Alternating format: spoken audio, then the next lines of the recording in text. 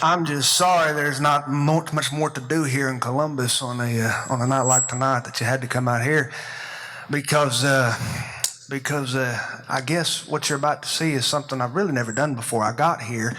And normally I play my guitar, but when I got here I saw this piano in back and I said I've got to play that because I never get to play a piano.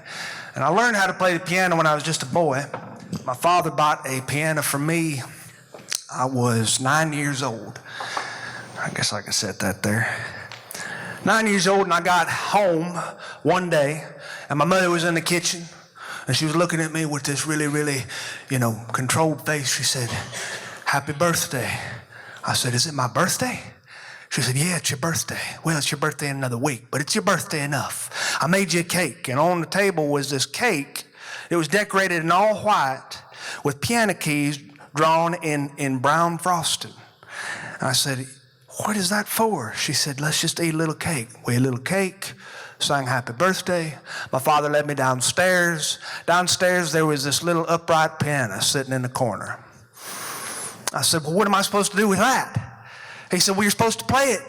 I said, "Well, what about lessons?" He said, "If you really want to play it, you'll learn how to play it." He said, "You'll just look at it and it'll just jump out at you." So I just looked at it. I really did. I tried all sorts of things. I tried.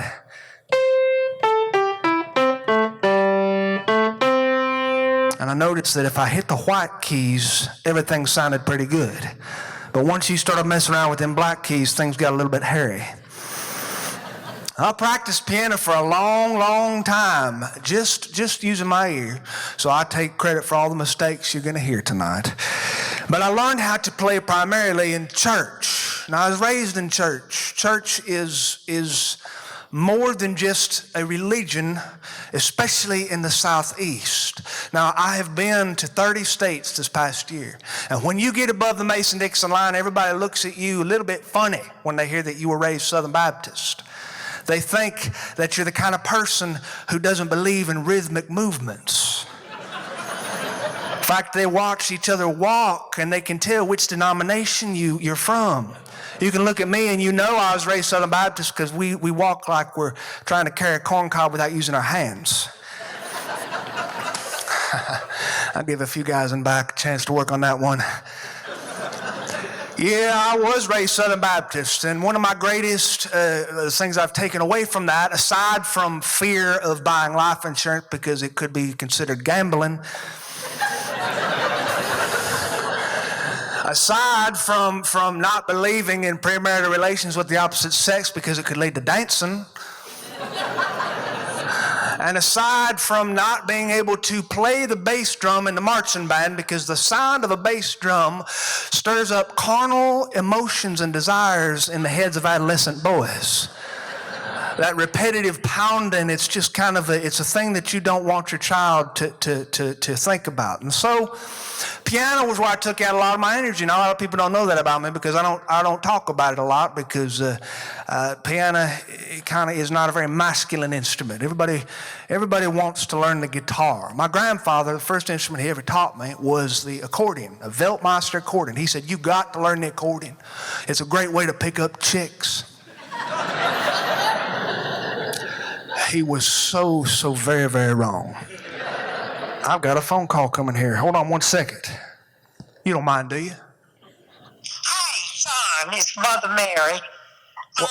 Hold on. Are you there yet? I want to wish you good luck. I know you'll woo the crowd. It almost sounds like we planned this, Mother Mary. How many people we got here tonight? We got about 8 people. Say hello to everybody, Mother Mary. Hey, everybody. Everybody say hey back to Mother Mary. This is my mother-in-law. She was calling to wish me, I guess, a good time. Say what I told you to say, Mother Mary, what I told you to say regarding college football. Roll, Tide, roll.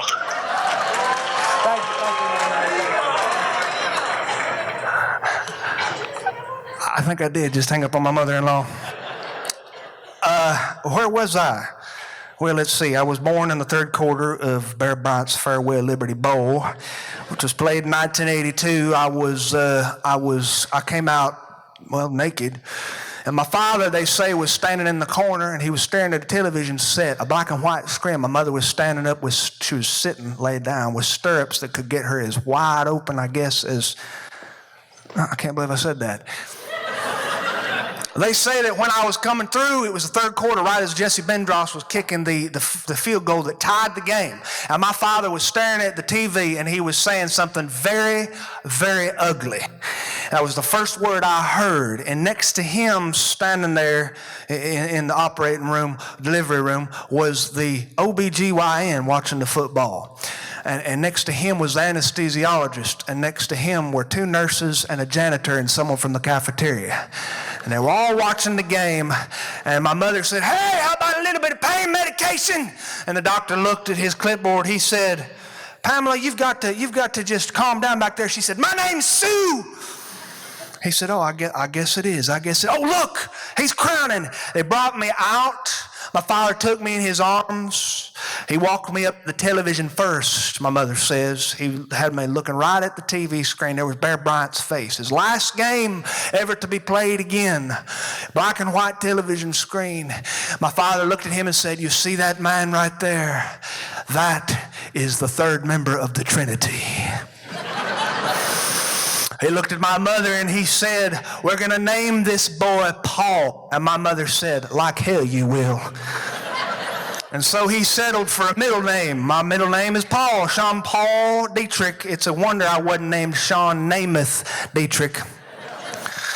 My father bought this piano, stuck it in the basement, and I learned how to play it by playing along with the choir in the Southern Baptist Church. We were the kind of people who were very stiff, very, very stiff. And right up front, we had our frozen chosen folks. We had the people who had been raised in church and knew every song in the book, and they were always watching you with this hawk eye. And they would tell me when I hit a wrong chord. And so that's how I learned how to hit the right chord. There was Sister Frankie. Frankie was, God help me for saying it, she was the devil. She was tone deaf and had been ever since 1966, but she sang at the top of her lungs. And she would sit there right next to me, and when I'd hit a wrong chord, she'd tell me about it. We also had Sister Betty. Sister Betty played the piano. She taught me a few things, even though I didn't ever go to lessons. Sister Betty was born an old woman wearing corduroy. She was the kind of woman who played a Mason Hamlin piano every day of her life, and you could tell what the tempo of the song was by watching the top of her beehive hairdo, because it shook in tempo with the music. I'm going to play a song for you here that I learned in church. We'll discover this together.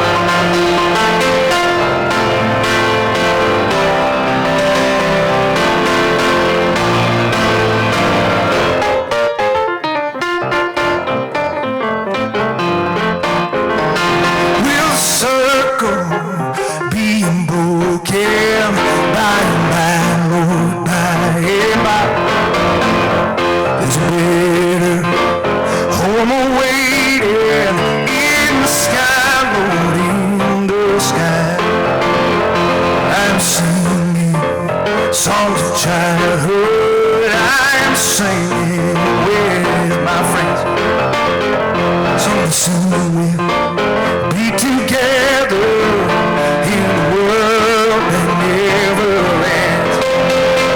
In a circle, being broken by and by, Lord, by and by. There's a better home awaiting in the sky, Lord, in the sky. I'm singing songs of childhood. I'm singing with my friends. Someday soon we'll be together in a world that never ends. There's a circle being broken by and by. There's a better home awaiting in the sky, Lord, in the sky.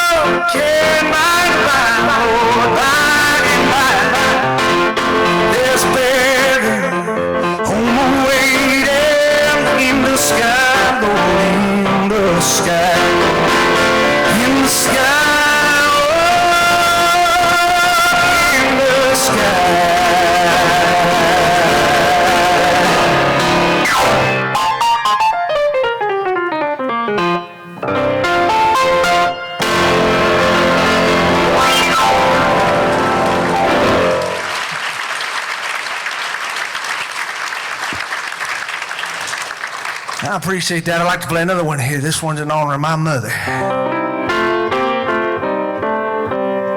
She used to sing this to me a lot. I guess like everybody else's mother did. She would sing this song to me. There's a dark and a troubled side of life. There's a bright and a sunny side too. Though we meet with darkness and strife, the sunny side also we may view. We'll keep on the sunny side, always on the sunny side. Keep on that sunny side of life. It will help us every day. It will guide us all the way. If you keep on that sunny side of life.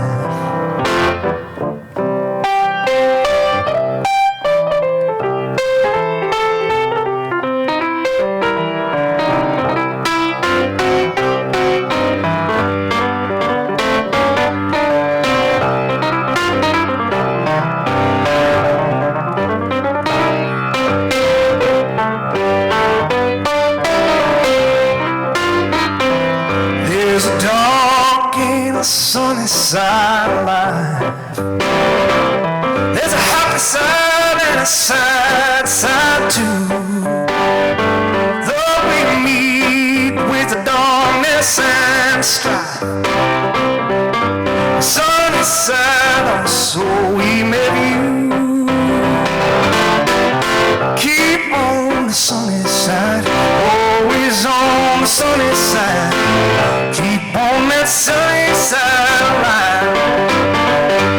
It will help us every day, guide us all the way. If you keep on that sunny side of life, you are my my sunshine, my only sunshine. You make me happy when skies are gray. I could have hit that note when I was 10. You never know, dear, just how much I love you. Oh, please don't take my sunshine away. You are my sunshine, my only sunshine. You make me so glad the sky's gray. You never know, dear, just how much I love you. Oh, please don't take my sunshine away. I'll sing this one for my father. Mama, don't you treat me wrong. Dance with your daddy on the floor right now. Hey, hey. All right, baby, what I see. If you see me in misery, oh, baby, come see. I'll be all right now.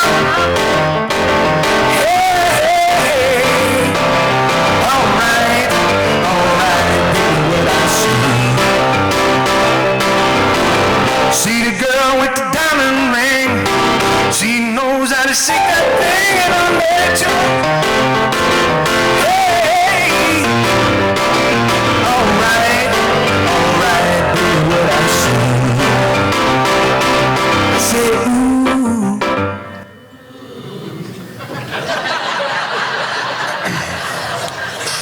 Well, this is going to be a long 4 hours, I promise you that. I say, ooh, ooh, ooh. Pretty good. Ooh. But I've heard better. Ooh, ooh, oh.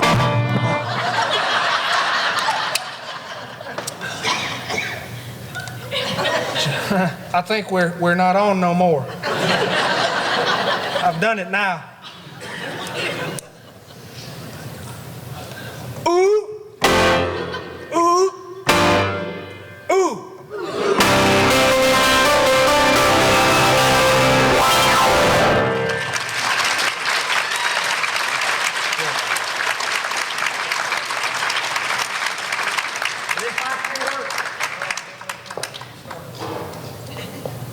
Is this one on? No, it's not. I got you one.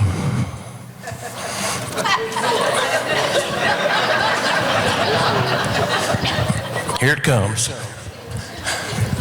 I got a good one about the farmer and the preacher's daughter. I'll take that red. We're back. My God, I'm sorry about that. And you thought you were done. Am I in this monitor here? No, I'm not.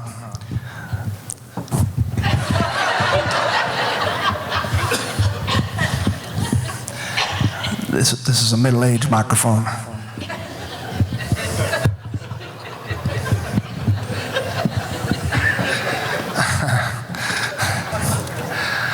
I say, ooh. I say, ooh. I say, ooh. Ooh. Ah. Ooh. Ooh. Ooh. Keep on the sunny side, always on that sunny side. Keep on that sunny side. Every day we got a song away. If you're raised Southern Baptist like me, this is the part of the song we call the glorious retard. This is when you hold it out for almost as long as your lungs will allow you. The more experienced you are as a Southern Baptist, the longer you can hold it out. Let's see what I'm made of. If you keep on that sunny side.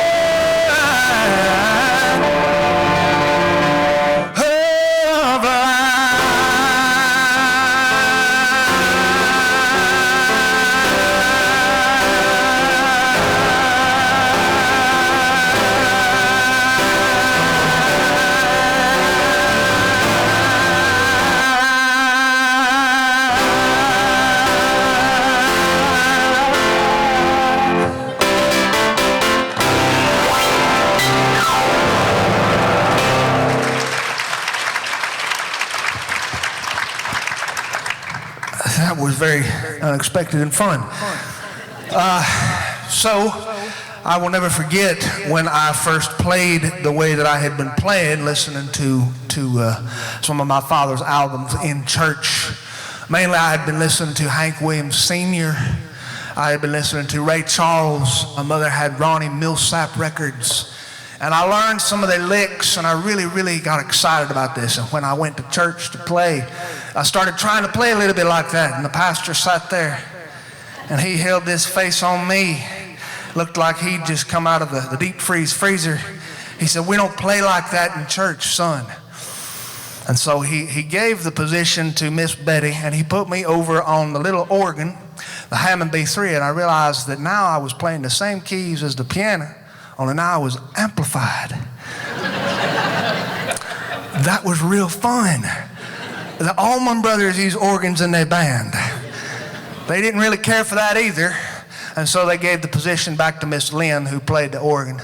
But I did grow up playing in church, and I grew up playing a lot for choir practice. I grew up playing a lot. We were the kind of people who just, you could never feel good about having a meeting unless you finished with a song like "Will the Circle Be Unbroken" or "I'll Fly Away, Oh Glory." I was going somewhere with that, I just forgot where. I'll never forget when I got married. I got married in that very same little church that my mother went to, a 40-person Southern Baptist church. Had a big tin roof and clapboard sides. When it rained, there was a leak right over the baptismal. And so you could hear a drip, drip, drip. I got married in that church, and it was around Christmas time.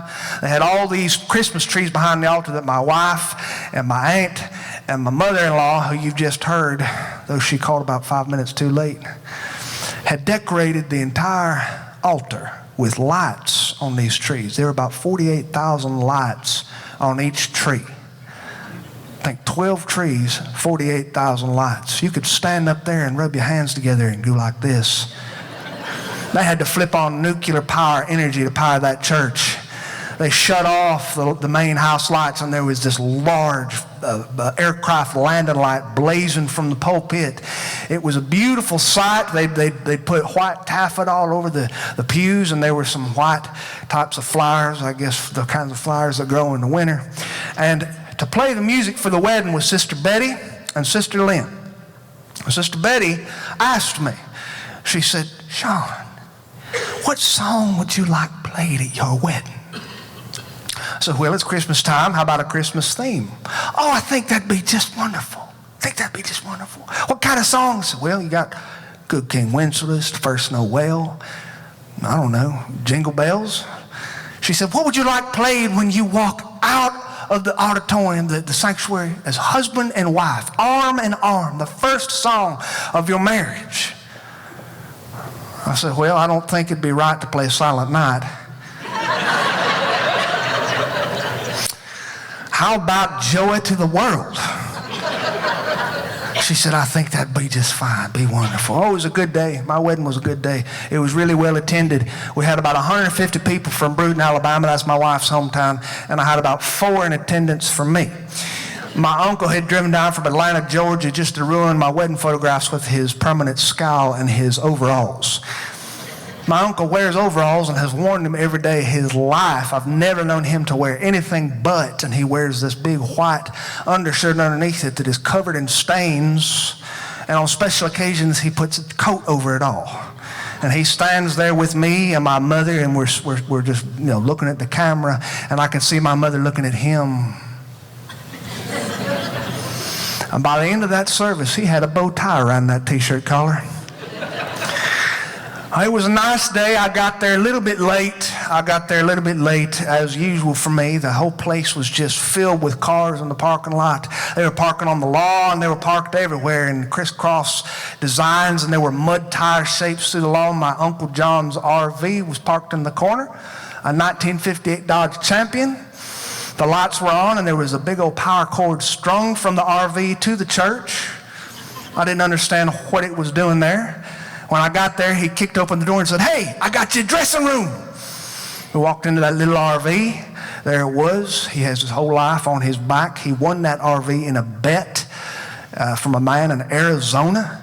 And this RV has a crooked axle And so that when he drives it down the road, he has got to jam the wheel all the way to the left to get it to go in a straight line and lean his body out the window.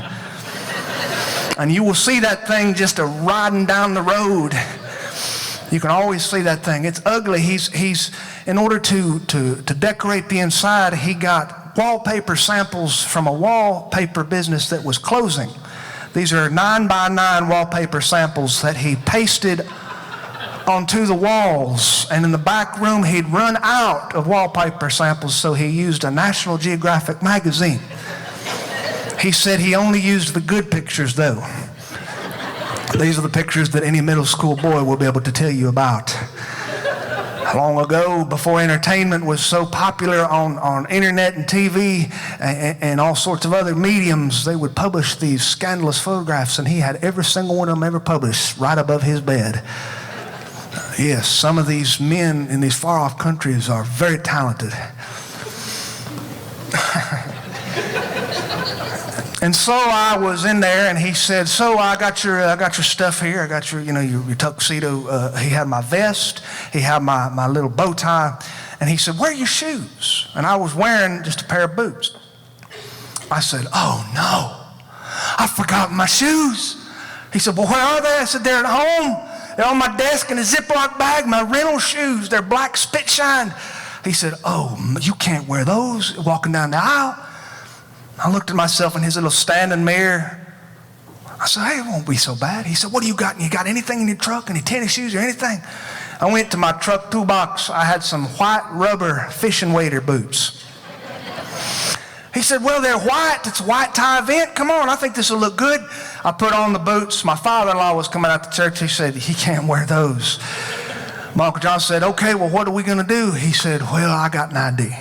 He went into that little sanctuary, and he looked around for some guy who was roughly my size. I never until that day realized how many short people are in my wife's family. Not a single person had shoes that were big enough for me, except for the man who was running the sound. On the soundboard in the very back of our church, they had a little soundboard that they'd erected in the choir loft. The choir loft used to be way back behind the congregation before they moved it up front. And there was a soundboard there. Well, let me tell you, Southern Baptists got mad about that choir loft having a soundboard in it. They were the kind of people who didn't even want a big white screen behind the pulpit. When that thing came in, we lost like 10 members. They called them 7-11 songs. 7 words, 11 choruses. That's what those white screens are for. I didn't know I had one behind me. I'm sorry about that. Yes, it was this man named Robert who was about 6'9" and 285 pounds and wore a size 14 shoe. And he took off his shoe and he put it on my feet, and I looked like I was cross-country skiing. I went down to join Brother Bob at the very front of the congregation. Everybody looked at me, and I looked at them. I looked like Bozo the Clown's wicked stepson Hubert. And I looked around at the place. They were murmuring around each other, and the lights dimmed, and the doors opened, and Miss Betty played.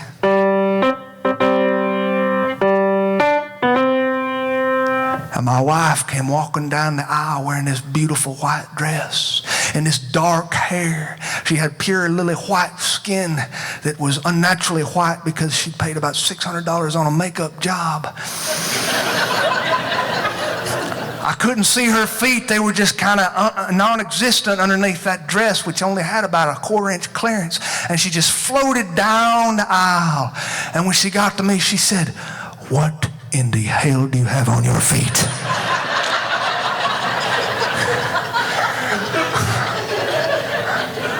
I could make a joke here about big feet, but I don't think this is the right place to do that. I said, "Honey, we do what we can. We do what we can. I'm sorry, I forgot my shoes at home." She looked at me. It was the first look I ever had in our marriage. It's the kind of look that says, if you try hard enough, you could fry an egg on top her forehead. and we faced the preacher, and he read us our vows, and then we exchanged rings, we held hands, we gave each other a forehead touch during our first prayer. And once it was all said and done, the preacher man looked at the audience. He said, "Ladies and gentlemen, I would like to pronounce to you Mr. and Mrs. Sean Dietrich." And everybody looked with big smiles at me, and I saw Sister Betty behind the piano. She looked at me. She had her instructions. Her arms came up, and her hands came down onto the keyboard, rearing down hard on this big chord sounded, and she said, "Jeremiah was a bullfrog."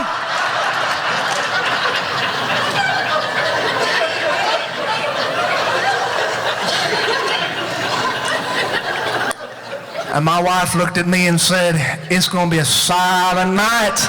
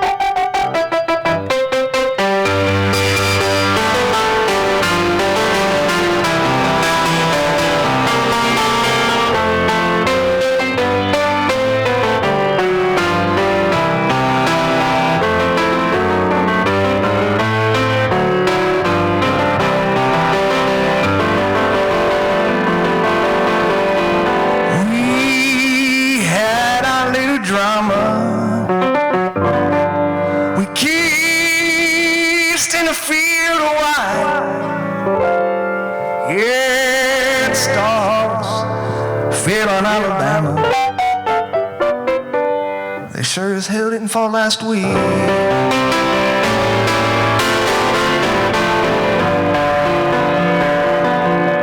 That was a really hard game to watch. I can't forget the glamour.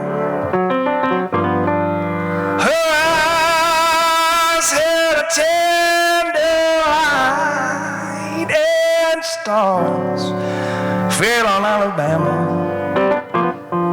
last night. I never planned in my imagination a situation so heavenly, a fairyland that no one else could enter, and in the center, just you and me. I can't forget the glamour. Her arms round me tight, yeah, and stars fell on Alabama last night.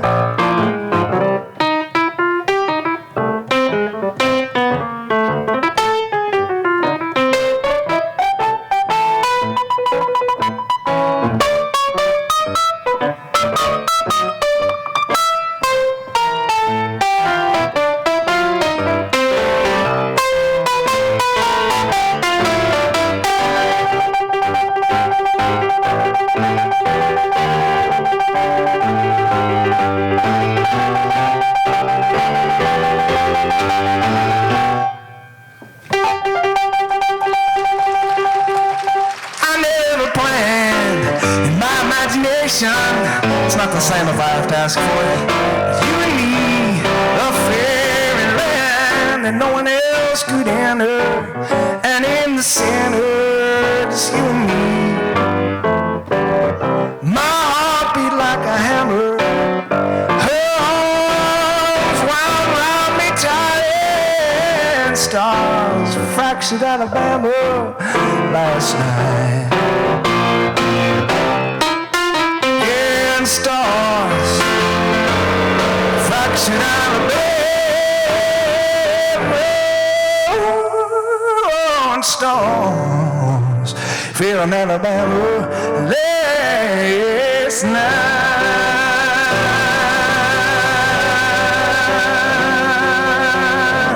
And this one's for you, Georgia, Georgia, the whole way through. Just an old sweet song keeps old Georgia on my mind. Well, I say, Georgia, Georgia, no peace I find. Just an old sweet song keeps old Georgia on my mind.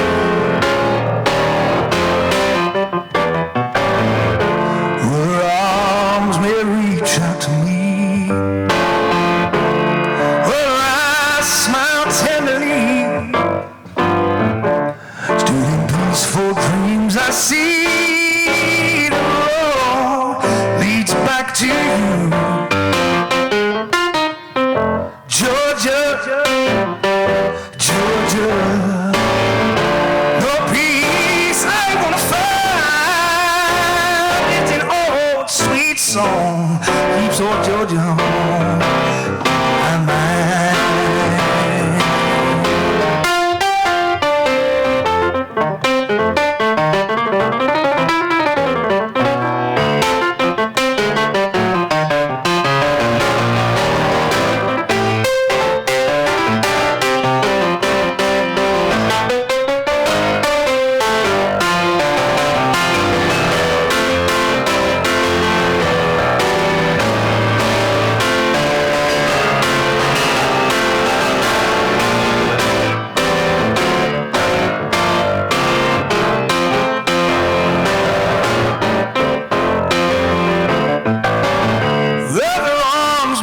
Out to me, her eyes smile tenderly. Still in peaceful dreams I see the road leads back to you, Columbus. Well, I said, Georgia, Georgia, no peace I'm gonna find. Just an old sweet song keeps old Georgia on my mind. Just an old sweet song keeps old Georgia on my mind.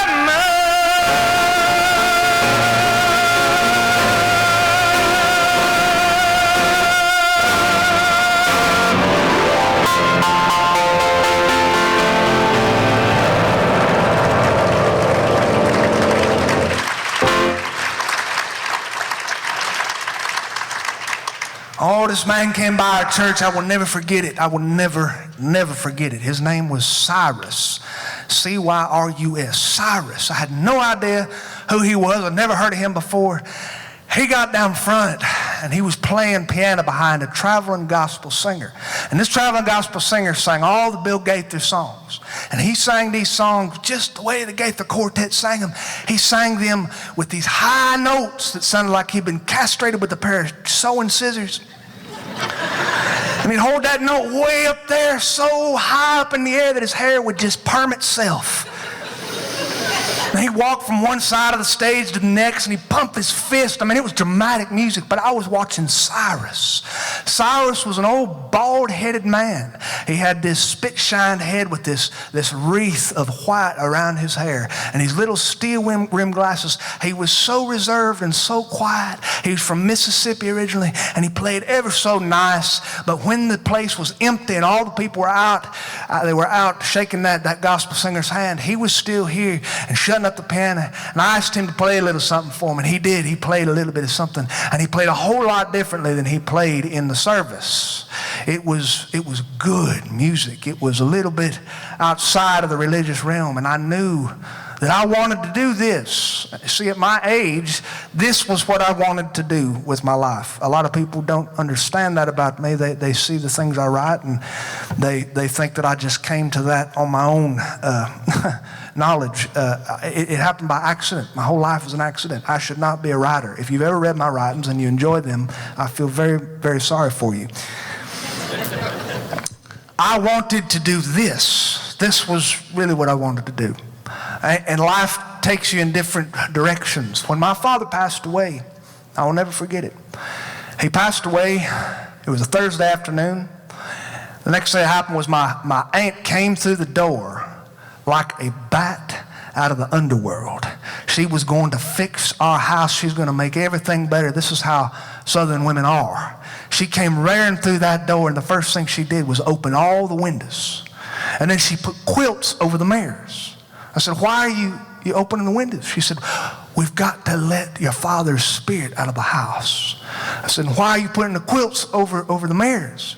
She said, I don't know.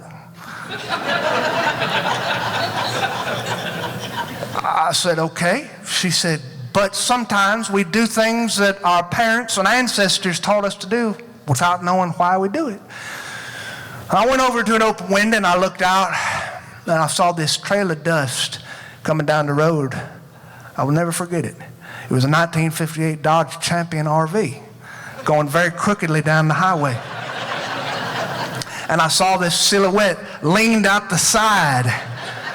And this thing was making this serpentine path. It crawled up our driveway and it parked out in the back by the barn, by the chickens. And my Uncle John perched up his ugly little RV right there, and he strung a cord all the way to our house, and he strung a hose to the hose pipe. And he was sitting outside with the on and out, and he was playing his guitar. He had in his lap one of our chickens, Gertrude. And she was sitting there, and she was looking at him. And he said, I never had a woman look at me that way before. And behind him was our neighbor's cow, Barbara. And Barbara was notoriously afraid of people, but here she was, sitting by Uncle John. He had this big old enamel pot, which he had filled with about 1 inch worth of Bud Light. And he gave it to Barbara. And she lapped that stuff up. My mother was mad. She said, what are you doing? He said, don't worry. It takes a lot of booze to get a woman like that size drunk. And I would go out there with him. He had this little campfire he set up. And he was playing. He'd pick songs like Waltz Across Texas. He'd pick songs like, I know there's never been a man in the awful shape I'm in. I can't even spell my name. My head's in such a spin. I ate 3 bones for dinner tonight, and I tried to tree coon. You got me chasing rabbits, walking on my hands and howling at the moon. And my part was to go, ow! Dogs had come around for miles to see me sing. And that was my first taste of having an audience. He sang, will the circle being broken? I loved it. I listened to him sing, will the circle being broken? By and by, Lord, by and by. There's a better home awaiting in the sky, Lord, in the sky. I said, what do those lyrics mean? He said, I don't know. But I guess we do things, that our parents taught us to do, and this is just an old song. Will the circle being broken? What circle is it you're talking about? I don't know. To this day, I still don't know what circle is unbroken, but I love that song. I love that song. And I decided that I wanted to learn how to play the guitar because he did that. And so I had me a guitar. I had a guitar that my father had bought me, and I had my father's guitar. And I started trying everything I could do to play this piece of junk. I did everything I could think of to get a sound out that thing. I started beating it, swatting it, kicking at it, flicking it, hitting it, tapping it. And finally, my Uncle John came up kindly and put strings on the thing.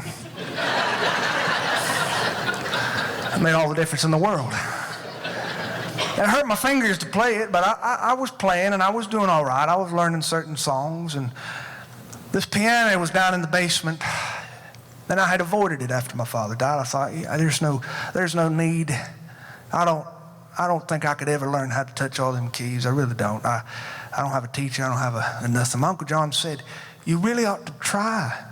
You know, piano's a really hard instrument. If you could learn how to do it, I think you'd be pleased with yourself. So one day, I went downstairs and I looked at this thing. I tapped a few keys. I could play this.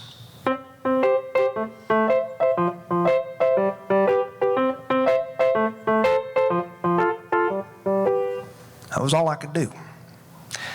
And I started messing around with it a little more. And I could bring out a melody. I started with Rudolph the Red-Nosed Reindeer, because it seemed like a really, really good song to play. And so I played Rudolph the Red-Nosed Reindeer. After that, I graduated on to Happy Birthday to You, a song I still cannot play very well because there's one chord in that song that does not fit the melody. It is the biggest hoax perpetuated on mankind, especially when you are hired to play this song at, say, birthday parties, wherein you're expected to play Happy Birthday to You for this sweet 80-year-old woman. I practiced. Sometimes I practiced for about 6-7 hours a day because I had nothing else to do. Dropped out of school when I was in the 7th grade. Never went back a day in my life until I was much older. That's a decision I regret to this day, but I did play the piano. I did play the piano. When I was a little bit older, I started playing the piano in places that my mother probably really didn't want me playing in. I had a lot of fun. A lot of fun. They had places out in the country with these neon signs on the windows, and you know what they say? When you play piano with a country band, you better watch out, because the only way to have good country music is to shoot the piano player. I was 18 years old when I was playing in this bar, but I looked like a 14-year-old because I was 14 in my body.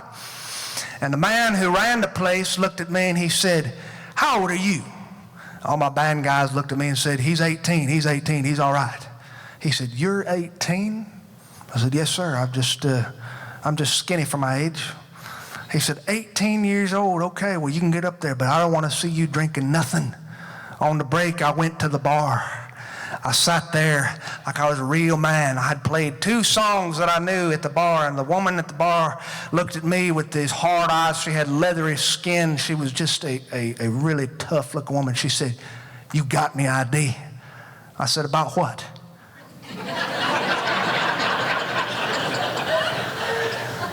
She said, "You want a beer?" I said, "Yes, ma'am, I do. I'm 18 years old." She said, "Well, the drinking age is 21. I said, "Yeah, but 18-year-olds can go die for the country. How about a little kindness to someone who might get drafted?" She said, "There ain't a draft no more." She said, "Beat it, butt breath." I went up there and I was playing with my guys, and they wanted to take a break, but the manager didn't want us to take a break, and so they looked at me and they said, "Play something." And so I played this.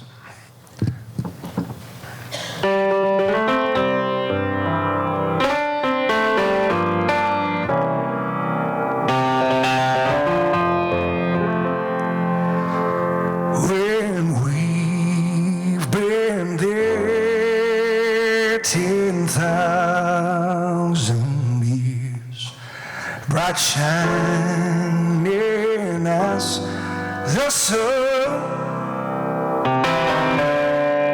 We've known these days to sing and breathe, and when we first begun,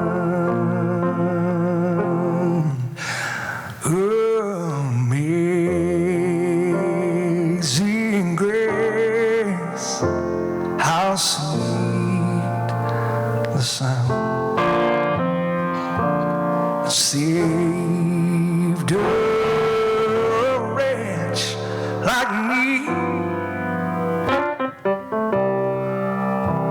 I once was lost, but now I'm found.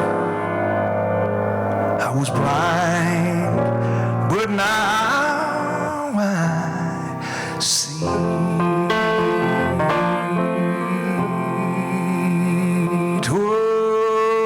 Twas grace that taught my heart to fear. Yeah, and grace my fears relieve.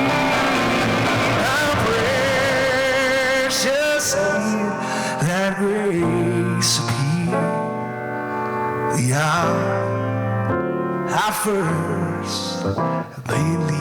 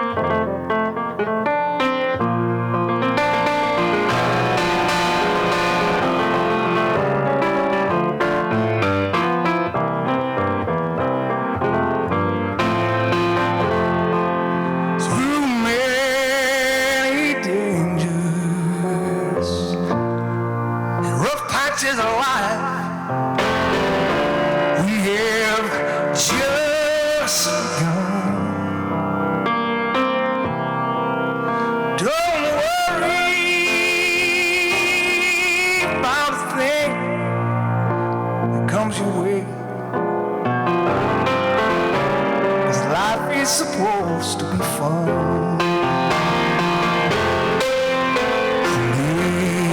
Amazing grace, how sweet the sound that saved a common dude like me. I once was so very lost, but now I'm getting closer to being found. I was blind, but now I'm in Columbus.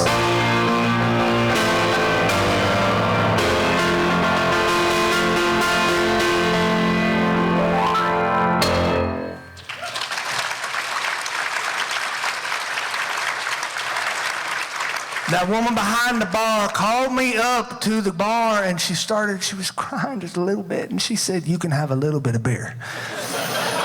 And she did. She filled this glass up. I mean, it was the first real beer I had had. It was about this much beer in that glass. She said, "You tell anybody, and I will chop it off. You know what I'm talking about?"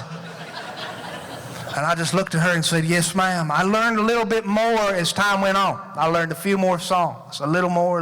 I learned songs like this. Monkey took a buzzard for a ride in the air, and the monkey thought that everything was on the square. The buzzard tried to throw the monkey off his back, and the monkey grabbed a hold and said, "Now listen, Jack, straighten up and fly right. Straighten up and stay right. Straighten up and fly right. Cool down, Papa, don't you blow your top. Hey, what is the use in jiving? Ain't no use in crying. Straighten up and fly right. Cool down, Papa, don't you blow your top now. Buck told the buzzard that you're choking me. Won't you release your hold and I will set you free." The monkey looked the buzzard right dead in the eye and said, "Your story sounds so touching, but it sounds just like a lie. Straighten up and fly right. Straighten up and stay right. Straighten up and fly right. Cool down, Papa, don't you blow your tile." I learned a song like this. Why don't you come along with me to Mississippi? We'll take a boat to the land of dreams, way down yonder, down in New Orleans. Let me tell you, Basin Street is a street where all them happy folk inside folk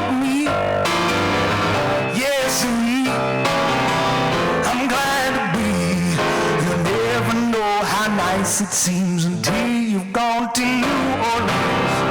Yes, it I'm glad to be here where all the barbecue and drinking's free. That's why I can't lose these Basin Street blues.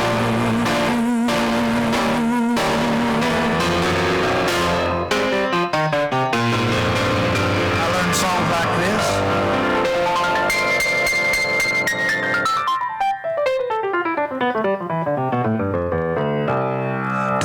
What it means to miss New Orleans, yeah, miss it each night and day.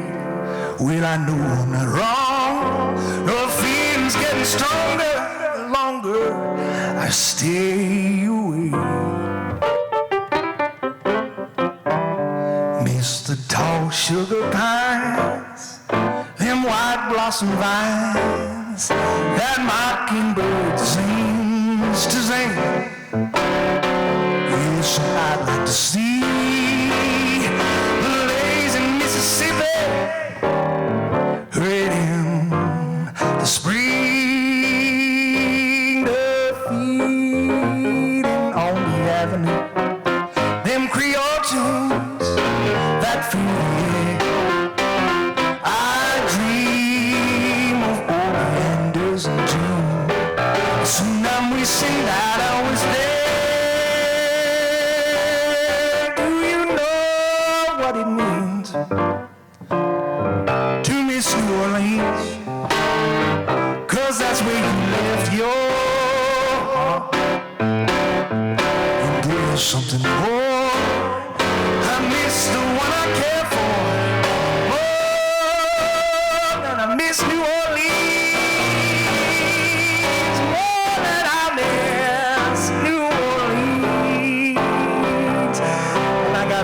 Time went on. I learned how to play piano in church a little bit, the real way. Pretty soon I was sitting up there on Sundays after I was a little bit tired from hanging out somewhere else on a Saturday night. And people would give me these horrible, horrible looks. These looks suggested that my life was in great peril. And when it came time to play Just As I Am, they asked if maybe I had something I wanted to confess and if we wanted Sister Betty to play the piano instead of me. I learned how to play. I am weak, but thou art strong. Save me, Jesus, from all wrong.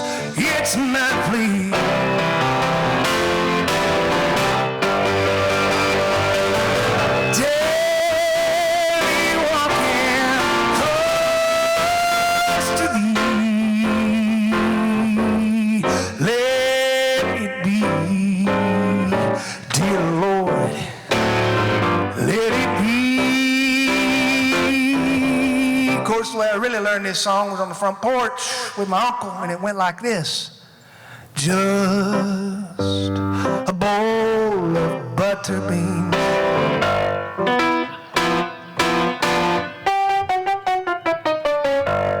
I don't want no collard greens.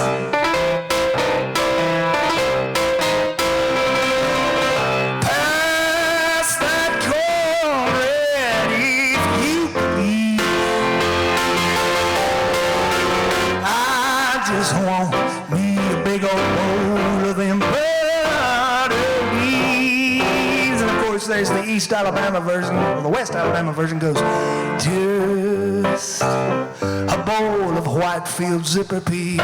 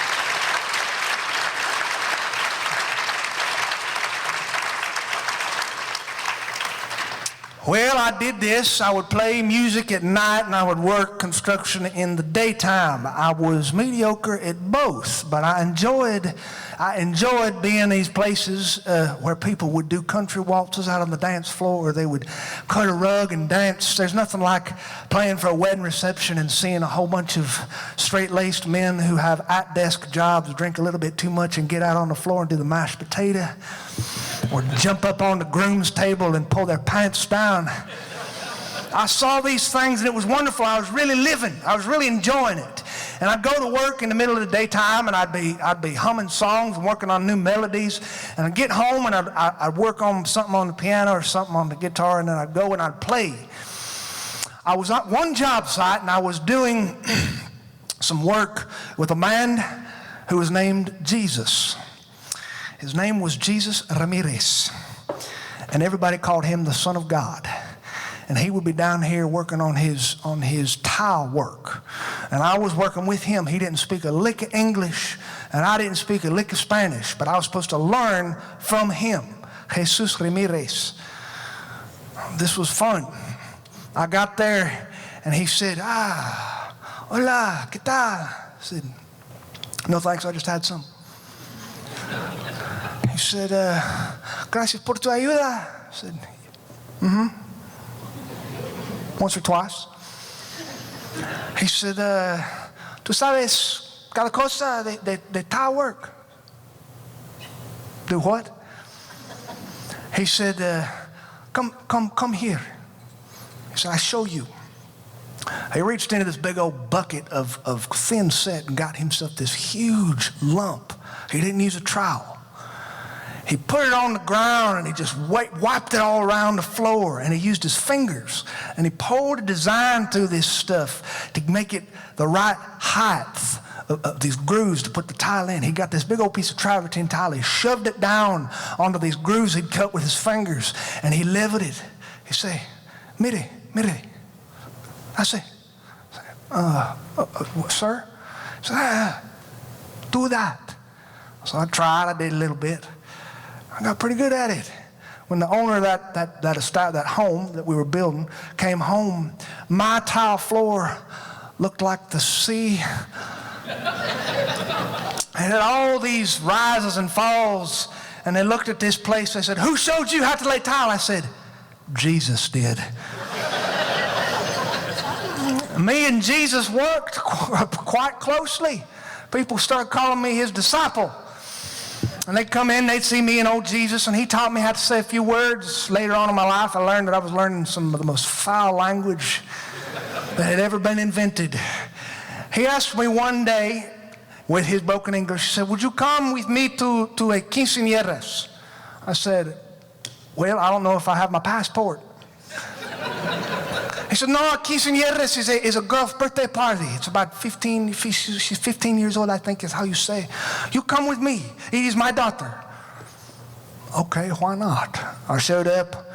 I sat there in this table in somebody's backyard. And there were all these people walking around. They were looking at me. I was the only gringo with red hair sitting in this large group of people in Northwest Florida. And they would sit down with me and they would say something in Spanish, and I'd just nod very nicely. And I'd say something foul about their mother on accident. And they'd stand up and they'd walk and leave, and then someone else would come up and they'd say, oh, you're a friend of Jesus? His name was Chuchito. That's what they called his nickname. The nickname for Jesus was Chuchito. He said, you're a friend of Chuchitos? I said, yes, I am. I'm a friend of Chuchitos. I said, oh, you like music? He said, I love music. He said, we have a band. I look up there and there was a band. They were called a ranchera band. Well, I said, I like ranch style salad dressing real well. And I saw right down there an accordion. And I thought to myself, I think I could do this. You see, my granddaddy taught me how to play. And I knew how to play some Cajun style music. I'll never forget when my granddaddy, he played in a band that played a lot of Cajun songs. He took me to go pick up his bass player one day. His bass player lived in a real rough part of town. He said, we've got to be real careful when we park to go up to his apartment. We've got to lock all the doors because this is a real rough neighborhood. My accordion's in back, got to lock them. I pulled in there, locked the doors, went up to get his bass player. came back down, the back windshield was crushed. And in the back, there were 4 more accordions.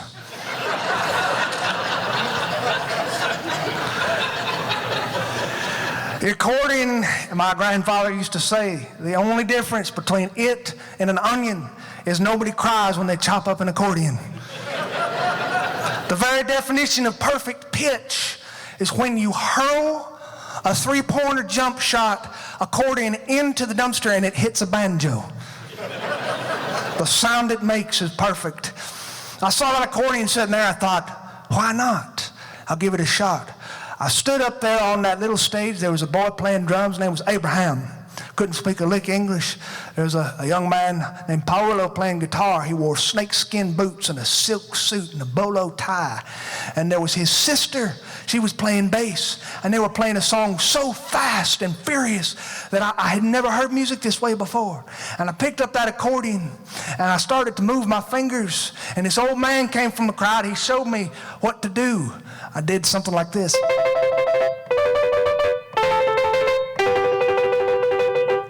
It was fun. It was super, super hard, but it was fun and rewarding when you could get it. And the more tequila you drank, the better it got. And the slower the band would start to play at the end of the night. And I played with this little ranchera band for just a short period of time. I learned a few of the Mexican songs. I'd like to play one for you here.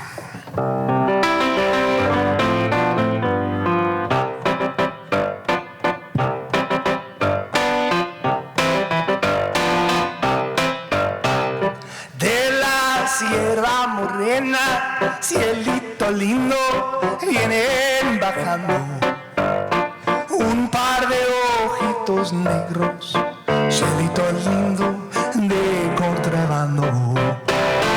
De la Sierra morena, cielito lindo, vienen bajando un par de ojitos negros, cielito lindo de contrabando. Oh, ya, canta y no llores, porque cantando se alegran, cielito lindo, los corazones.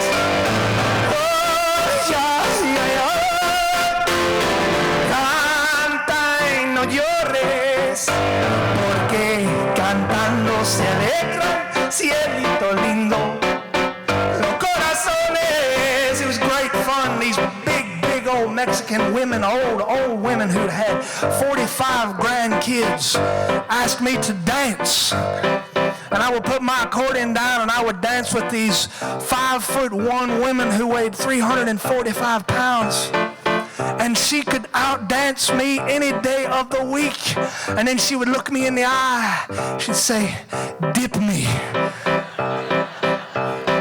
Ese lunar que tiene, cielito lindo, junto a la boquita. No se lo des a nadie, cielito lindo, que ni me toca.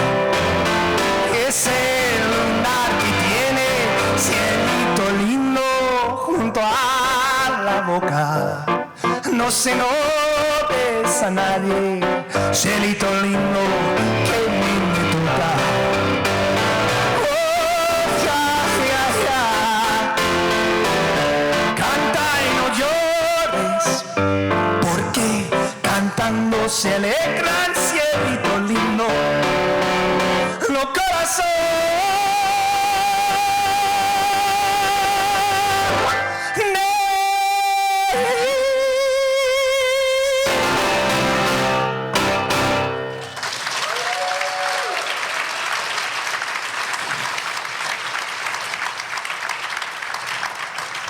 I love to do that. Nobody ever expects a skinny redhead to play a song like that. It always goes over real well. They loved me. The Mexicans loved me. And I was playing with them all the time. They would rent these little buildings to practice in. These buildings, in exchange for their rent, they would just clean them. And so they would show up with these backpack vacuums and clean the entire place from head to toe, and then they would set up their instruments, and there would be no air conditioning because it would be these rooms that were shut down for the night, and Florida heat gets awful hot, and so they were sweating and taking off their clothes. They had tattoos in every which part of their body, some of which looked very terrifying. And they were playing loud, and the songs were just loud, and I started having to wear some things to plug my ears because it was so loud. And I realized after we had played a few of our gigs that I had played every single gig in the wrong key because I could not hear, and so I politely declined from their band. And Jesus said that he really appreciated my music and that he wanted me to learn a few songs that were, traditional Mexican tunes. I learned these for him. We'd sing them on the job site. We'd sing songs like, pasaste a mi lado con gran indiferencia, tus ojos ni siquiera voltearon hacia mí.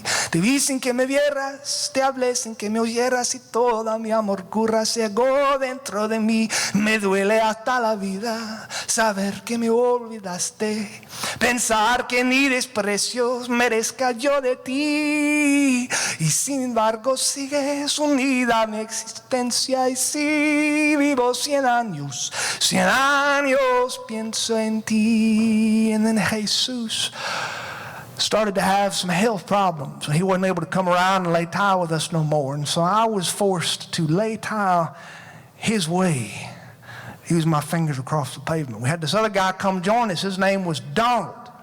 Donald looked at me one day while I was laying tile. He said, "Where did you learn how to lay tile?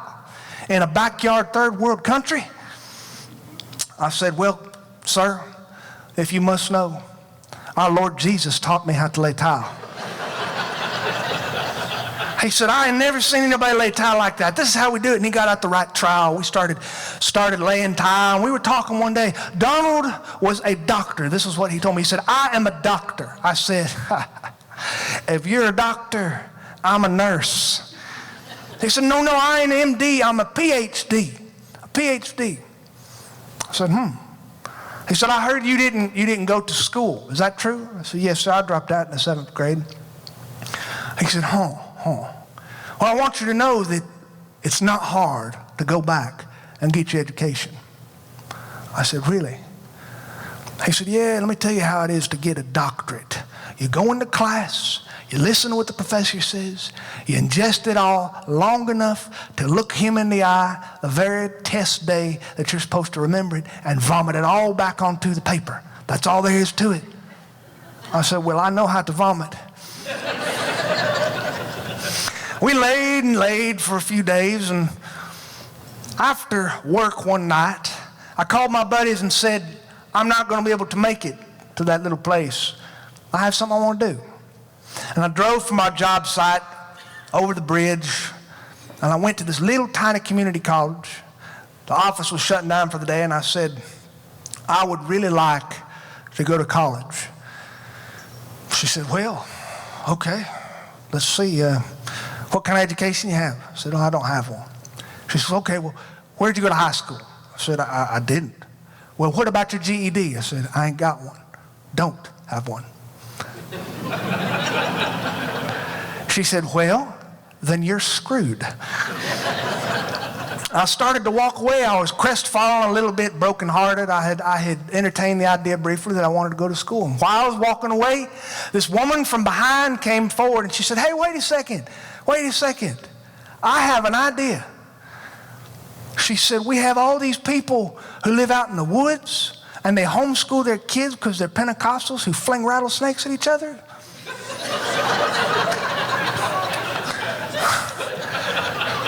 I can't tell this story when I'm up near Sand Mountain. They'll slash the tires to my car. She said, "We have to give them a special test in order to see what they know. It's a lot of them come in here and they can clip right out of it. They're super smart." She said, "How about you take that test?" The woman said, "I don't recommend it. It's not a good idea." She says, "Them tests need a lot of preparation. I wouldn't recommend taking that thing unless you really studied up." Because I come from a long line of men who make bad bets in Arizona, I said, "I'd like to take that test right now, please." She led me into a little single wide trailer. I sat down. They put a big old stack of paper in front of me called Gone with the Wind. It was huge, large, standardized type test. 2 number 2 pencils. And I filled out the bubbles that I thought I knew. And I recalled what my good buddy Chubbs said once in the 5th grade. He said, if you ever get confused on a multiple choice test, just fill in the bubble C. And you will have a 95% chance of getting a 95% on the test. Never mind that Chubbs had repeated the 5th grade 6 times and finally got booted out for trimming his beard whiskers in class. I filled in the bubble C. I finished that test in record time. That woman came, she looked at me, she said, okay, let's give it a shot. She placed this thing into a big machine. That paper rolled through this conveyor belt. It spit it out the other end. She looked at me and said, oh my God, you're in college, kid. And I smiled big. I said, I'd like to take 2 classes. I'd like to take an English class and a music class. She said, okay, why not? So I enrolled for 2 classes, English and music. Then they made me enroll for 2 other classes, sociology and math. Math was invented by the devil on the 8th day. I have heard many studies saying that people who like music are also good in math. You ought to ask my wife about this because she tutored me through 11 years of college, 11 years of math courses, and I ain't no doctor, but I did have a very good time. I took 11 years worth of school because I balanced my life. I'd play music, I'd do construction.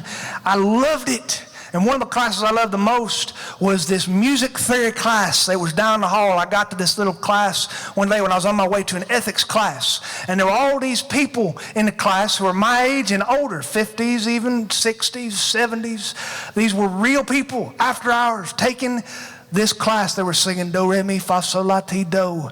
And I was looking at them and thinking, that sounds like fun. I enrolled in this class. I did all right. I faked my way through it. I couldn't read music. She said, how about you join the college band? I think you'd enjoy playing the college band. I said, no, the only music I know is, dirty songs about somebody's mother, a Mexican. She said, you ought to do it. So I went into this college band practice. I walked in there. There was a big old grand piano in there. I'll never forget it. They were playing a song that was real up-tempo and fast. And I moved my hands in a mediocre way. And the adjunct professor was the kind of guy who looked like he'd just come away from a Willie Nelson concert. At least he smelled that way. He was wearing glasses with the flip-up sunglasses and a long untucked shirt and baggy pants, and he flipped up his sunglasses. He said, dang, dude, play it, boy. This is why I love college. I'd never had a college professor tell me to play it, boy. So I played it. I thought I was doing all right. He put some music in front of me. He said, can you play that? I said, sure I can. I looked at it. I listened. I used my ear. I played through it. I got through several years of band in college, and I started feeling really good about myself, faking my way through it.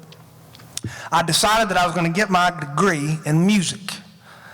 I was real proud, real proud. I came close to finishing my degree at a community college, and I enrolled in the university that I don't like to talk about because I ain't a fan of it, but it is in my state. And I won't tell you what the name of it is because I detest it, but it is on 600 West College, Tallahassee Avenue. And their mascot is a Seminole. And every single person who ever graduated from there is a communist who does not love the Lord.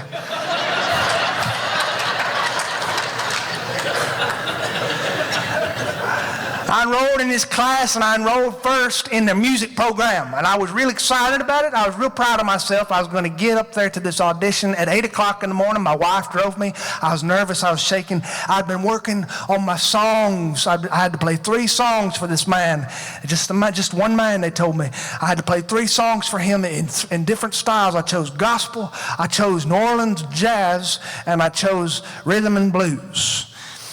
We got there, Tallahassee. I had already rented an apartment. I paid a $500 deposit. It drained my savings account. My wife was going to be at our house, and she was going to come live with me half the week while I went to school, get a part-time job over there. And I was going to work 2 jobs and go to school to learn how to play music and maybe even be an adjunct music professor.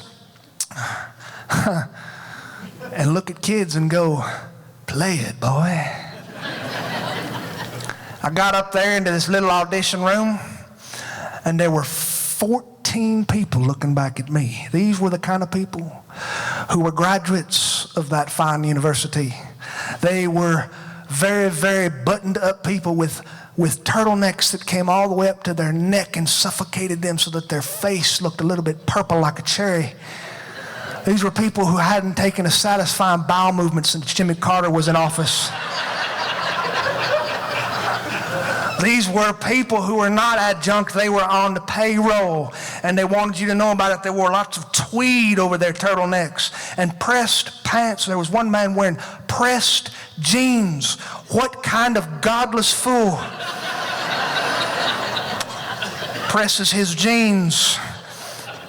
I sat down in front of a piano and I was shaking. They said, "Can you play?" I said, "Yes, sir, I can play." They said, "Play something for us." I sat behind the piano. I put my hands on the piano and I blanked out. I completely forgot what I was supposed to do. And so I started playing. Pasaste a mi lado con gran indiferencia. Tus ojos ni siquiera voltearon hacia mí. They looked at me and they said, "Try something else." And so I played this.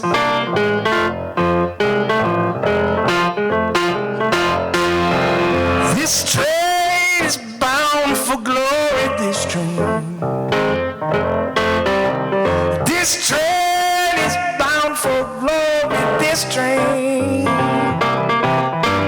This train is bound for glory. Ain't no room before the righteous and the holy. This train is bound for glory, this train. This train is bound for Mississippi, this train. This train is bound for Mississippi, this train. This train is bound for Mississippi. Ain't no room for them professors or them hippies. This train is bound for Mississippi, this train. I finished my song. I was real proud of myself, and I looked at these people, and they looked like they'd been dipped in Thousand Island salad dressing and lit on fire with a butane blowtorch. They said, "Son, this is academic music." I said, "Well, I know, but it's a modern interpretation of a very old song." And the man from the back of the room came forward. He was the head of the music department, very, very tall, very lean, very, very Florida State-ish. He placed music in front of me. It was by Wagner. And I looked at it like a bloodhound who'd heard a sound that was a little bit unrecognizable. He said, "Play this." And so I said, "Ya estoy viejo para eso."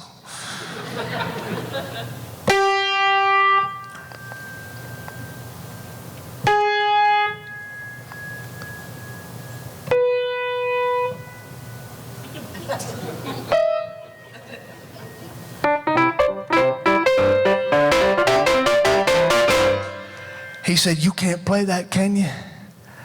I said, "No, sir, I can't." He said, "You came in here with how many years of music classes underneath your belt?" I said, "Well, a few." I said, "But you have to understand, my professor, he was the kind of man who wore double." "I don't care what your professor was like. You thought you could get into an academic program without knowing how to read music?" I said, "Yes, sir, I did." I was a 30-year-old man, and this man was berating me as if I was an 18-year-old boy, and it started to make me feel very bad about myself. I wasn't a guy who was graced with a whole lot of confidence, and so I stood up when he said, "I can't let you into this school." I said, "I understand, sir." And I walked out of that room. I passed all these young, hopeful college kids who were holding big stacks of music. I looked at them. I said, buena suerte, good luck, everybody. I got downstairs to my wife, who was sitting in her truck, and she was looking at me, smiling. Music was all I ever wanted to do, play this piano. She said, what happened? I said, well, I think a few people who have been holding it in for a long time had a successful bowel movement. She said, you mean you didn't get in? I said, no, I didn't. They told me that I had no business being here. She said, well, I can hardly believe it. I said, I just want to go somewhere.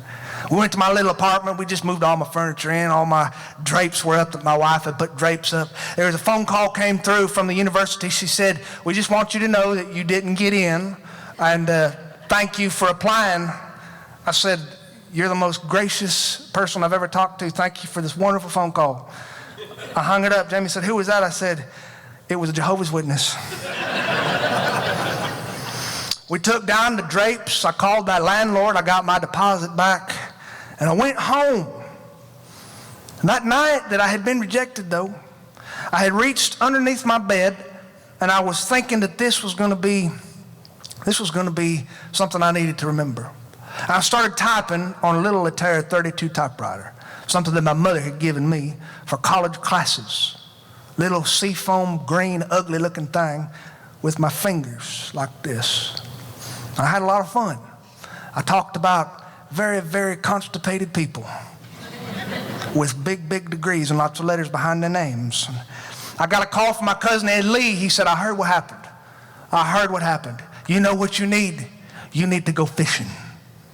My cousin Ed Lee, you understand, is the kind of guy who has been wearing a haircut that is known in these parts as a mullet ever since 1984. He has never seen a need to change. He refers to this hairstyle as the Mississippi mud flap, the Tennessee top hat, the West Virginia woman killer, the Louisiana lover man, achy breaky big mistakey, business in the front, party in the back.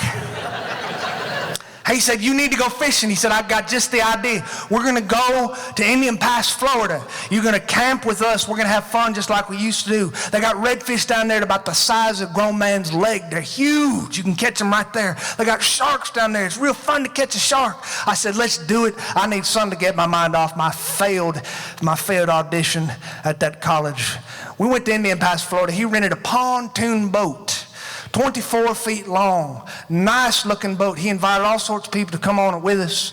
We all got on that pontoon. He had fishing gear that he had paid thousands of dollars for, even though my cousin Ed Lee has only caught at least 5 fish in his whole life. And we've done the math before.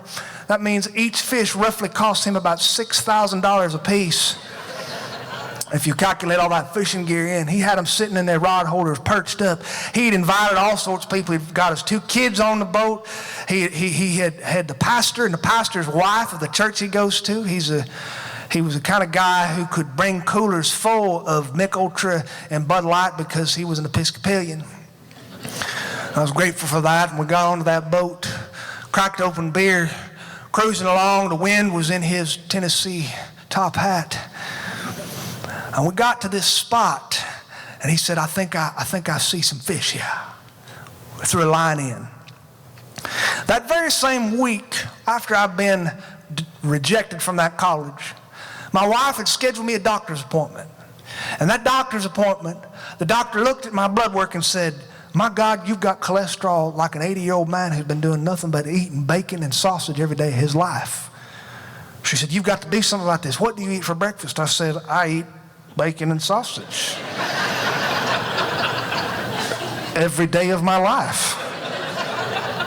My mama knows how to cook an egg. She cooks it the right way. There's a right and a wrong way to fry an egg. You get a big old black skillet. You fill it with a 1/2 inch of bacon grease kept from a Maxwell House coffee can sitting on your stove. You crack the egg gently over that bubbling oil. You do not flip it. You spoon hot grease onto the white.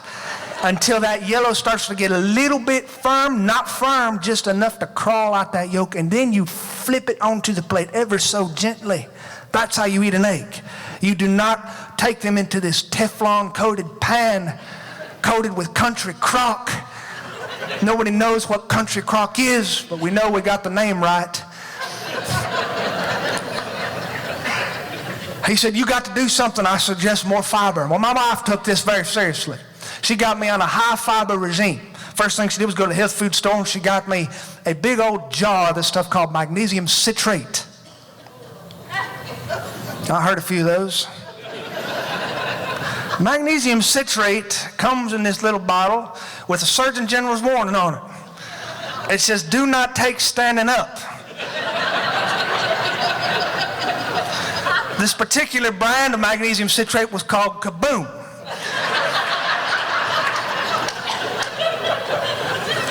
I looked at it and I thought, okay, it said take twice a day. Once in the morning and once before bed. Then she got me some Triscuit crackers that are the kind of Triscuit crackers you can only get from the pharmacy counter. These were high fiber crackers. And then she got me a special shredded wheat cereal. And she made me take Metamucil. I had this regime going. I was eating it, and I'm going to tell you, I was feeling better than I've ever felt my entire life. I'd wake up, and I'd cram all this fiber in my body. And when we were on that pontoon boat,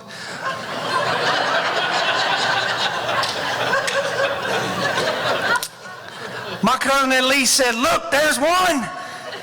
He threw that line out, and I saw his rod arc down toward the water surface, and it just zipped his reel. Zzz. He said, Sean, come here. Take this thing. I want a good picture of you catching it. He got his cell phone out. He said, come on. And I looked at them boys, them young boys. I looked at the preacher and his wife. This was my time. Every man's got his time in his life to show what he's made of. I gripped that pole, and I looked in the water. He said, oh my God, it ain't a redfish. And I saw it coming, a fin on the surface. It was a shark, a bull shark. He must have been 8 feet long. He gets longer every time I tell this story. Running across the surface, and I pulled on this hook, and zzz, and I started cranking it. Zzz. I looked at the boys and said, you might want to get a better look. Come on in here. You want to see this? This is how we do it. I planted my feet against that pontoon. I pulled back. I grit my teeth. And I tightened my abdominal muscles.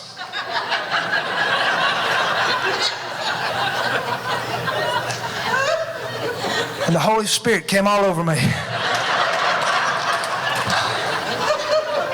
I felt the Lord lifting my burdens like a great load had been released. And I heard the woman behind me, the pastor's wife, squeal. And I looked behind me. And I looked at the pastor. He was turning his head, facing the other way. And the 2 little boys were looking at me and going, Mama, he pooped his pants. And I looked onto the deck of the pontoon boat. And I looked at my cousin Lee. He said, my God. And I dropped the pole, and in my moment of extreme anxiety, I jumped in the water.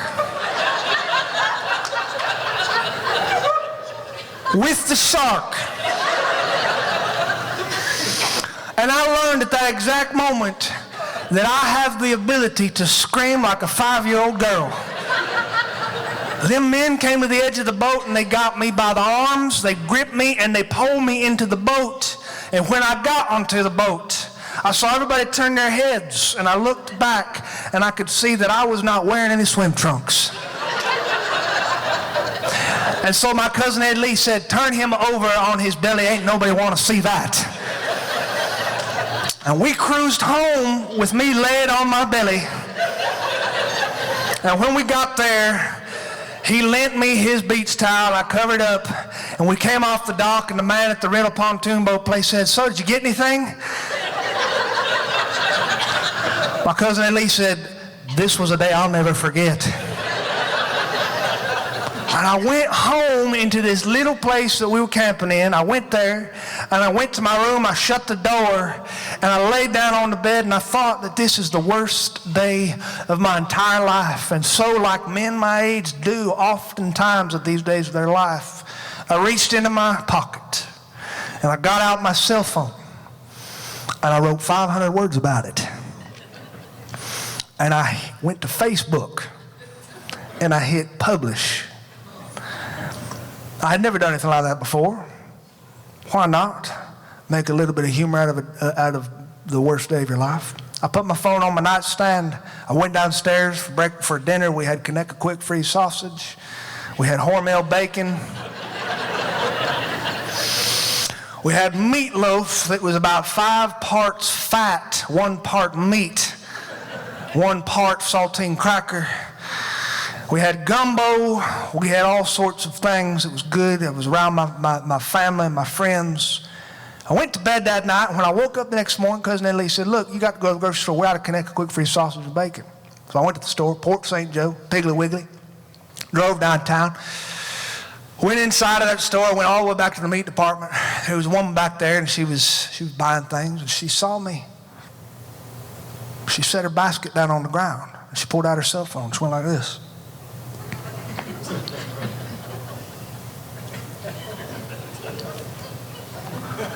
She said, it's you.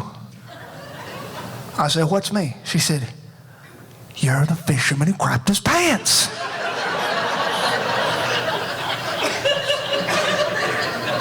I said, who told you that story? She said, what do you mean who told you that? Look at here. She showed me her phone. 17,000 people had read a story about the worst day of my digestive life. And at that moment in time, I decided that I really wished I would have told another story. I went home. My wife said, have you seen it? I said, seen it? She said, it's growing. It's up to like 120,000 people have seen your story about when you crapped your pants.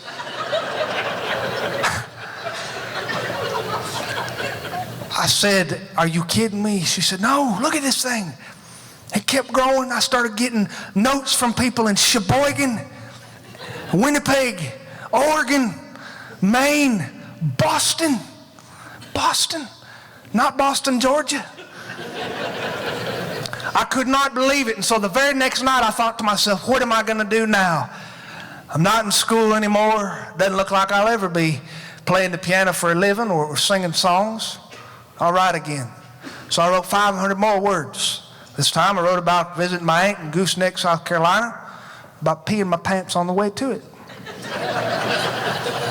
I wrote another little thing about when I was in 3rd grade, and I peed my pants in front of about 200 people. Once I got off the bathroom humor, I started writing some more things about my own personal life. I started meeting new people, and I did this every day. I would write about 460 words. That's what I did at first. 460 words. And I hit publish every night. Stay up a little bit, hit the button, go to bed. Do it again the next day. People started telling me their own stories. I started meeting people out in public who wanted me to just get to know them, and I started writing about them. And just as of a few months ago, I have written 1,700 of them little stories. 1,700. And here's to everybody here who's had the misfortune of reading those stories, but is here tonight. Here's to eating enough fiber and not pooping your pants in front of people who you want to impress. Some glad morning when this life is over, I'll fly away to home on God's celestial shore. I'll fly away. I'll fly away.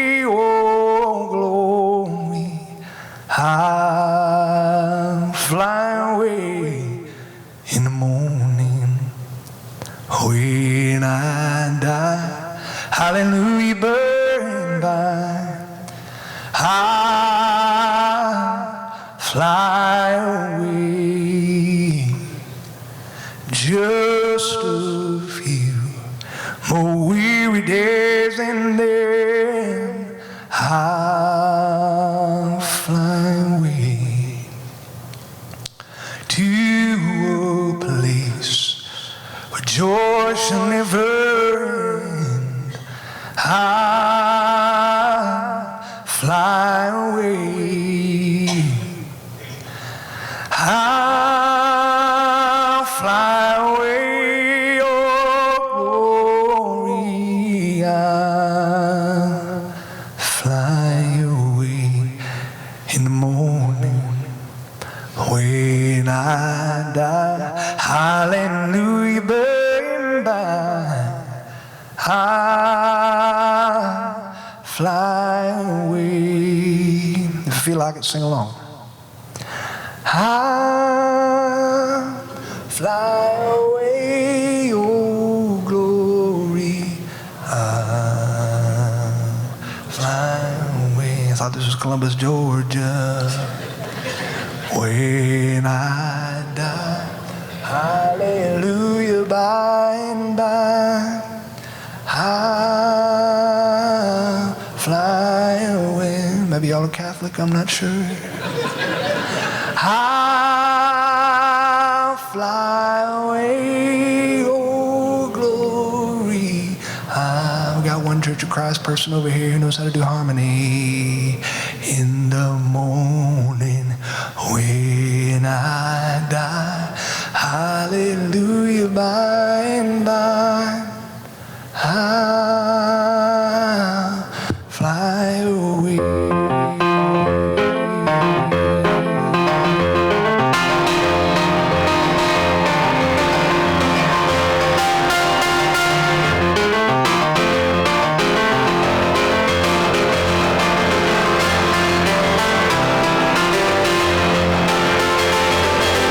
Just a few more weary days and then I'll fly away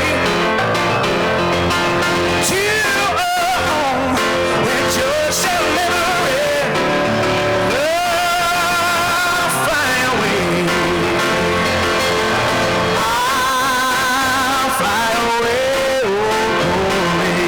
I'll fly away in the morning when I die. Hallelujah, by and by, I'll fly away.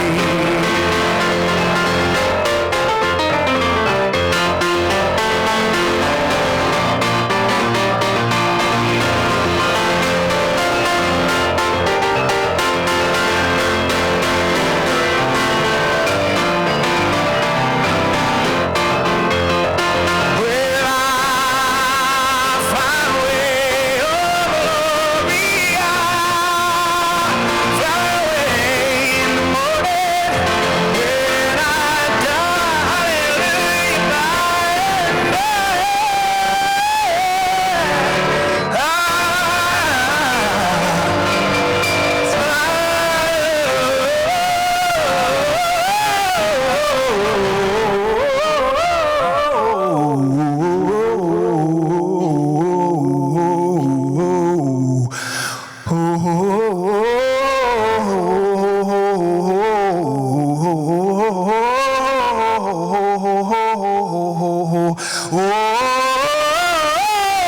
glory, I'll fly. Here we go.